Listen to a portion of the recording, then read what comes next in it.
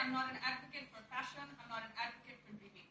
But when it comes to the expense of not being able to feed yourself, your family, and not being able to understand the future financial as well as practical consequences, we'd rather have a society that does not encourage such irrational and emotional behavior to the point that they don't know what they're doing anymore. Ladies and gentlemen, we think the context in which this debate takes place is relatively common in Asian countries where competitive nature of economy forces parents to discourage children to not pursue dream jobs at the expense of long-term finances.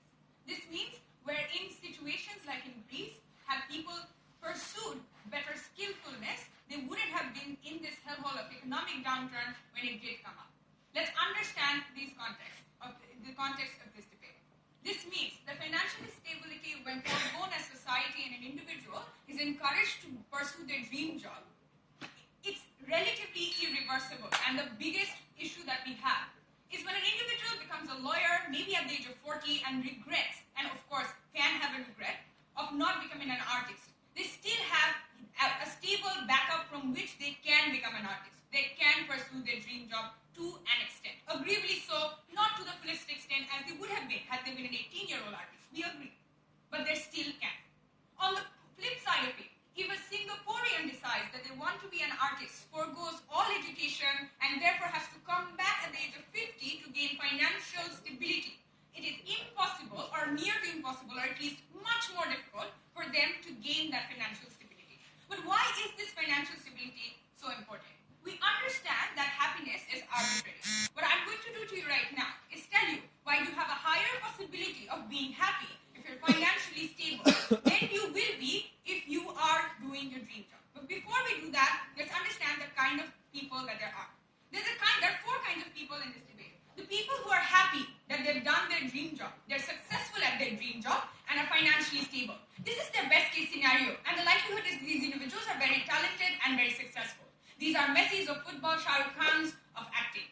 Ladies and gentlemen, we think these individuals are exceptions of exceptions in these cases, to the point that if we are losing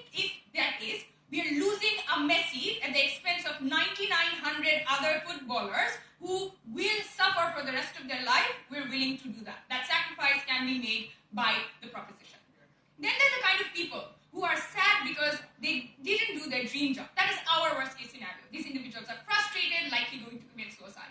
We think this can happen on both grounds, in the point that you can also want to commit suicide, and more people do commit suicide under financial stress and frustration in these societies. We think the probability of you wanting to commit suicide and going into mental stress is significantly higher when you're financially unstable. Why is that? Because when you're emotionally unstable, you can satisfy yourself by buying something pretty. You can satisfy yourself when your children are happy with you. You can satisfy yourself when your mother says you've done well, child. But when you are unstable and you're unhappy, the only thing that you have is your happiness. Because every individual around you is dissatisfied with you. Your child blames you for the childhood that they're having because you cannot provide to them the education that they wanted to provide. On the comparative, we understand that children may have a dissatisfied father who is not willing to connect emotionally because they think that the children have taken away everything from them because of the financial backup. But we'd rather give a child, and this is the third party harm we talk about, and the reason why we wouldn't encourage this, is we'd rather give a child a stable family, a future and practical life, something that they deserve and have the right to, then even if it comes at the cost of an emotionally unstable father. Because we think on the worst case scenario for these children, at least they can claim they can move away with proper education. But when you don't do this, what are the harms? When you pursue your dream job without a foreseeable long-term financial stability, the harms are intense.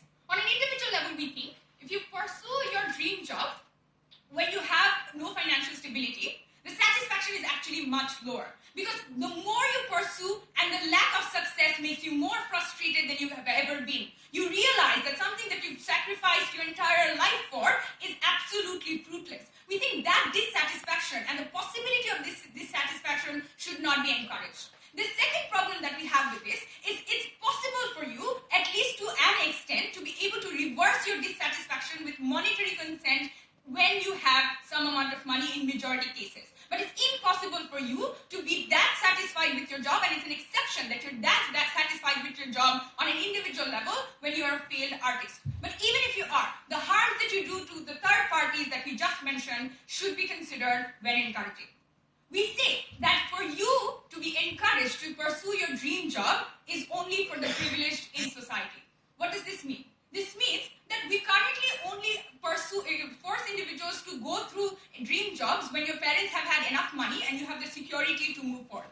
This then means that, unfortunately so, the irreversibility of it ensures that you never really come back from that disaster that you've gone in. The worst case scenario in these circumstances are creation of hundreds and hundreds of artists who are failures. And we've seen throughout the Western world that more and more people, as they pursue their dream jobs without having any possible circumstances. These are industries that are relatively unstable, ladies and gentlemen. These are acting, sports, etc. This means there's a small chance that you may be successful, that there is a significant and 99% other chance that you will not be. We think the reason why you shouldn't encourage, and the most important primary reason, is because you fuel the fire of irrational behavior at the age when which you're not prepared to take the rational choices. Let's understand and characterize these people who want to pursue their dream job at the expense of long-term security. The reason why your parent wouldn't encourage you to do this is because they love you, but they also know you're an 18-year-old hormonal, hyped-up individual who doesn't see anything other than yourself as an individual. This means that your myopic viewpoint is considered irrational, and to encourage these individuals to follow that irrational dream would mean that you then play a complicit role in the failure that they have in the future. Against your encouragement, if they do the dream job, that's a different story. But we think as a third person, whether we be the government, the father, the mother, the friend, or the brother, we shouldn't then delve into such behavior of irrationality. We shouldn't then delve into the third-party harm that I in detail described. On a comparative where there's a possibility that you will lose everything and the possibility that you may be able to bring something back. In a context where everything is so competitive, ladies and gentlemen, let us not encourage the stupidity that follows. Thank you.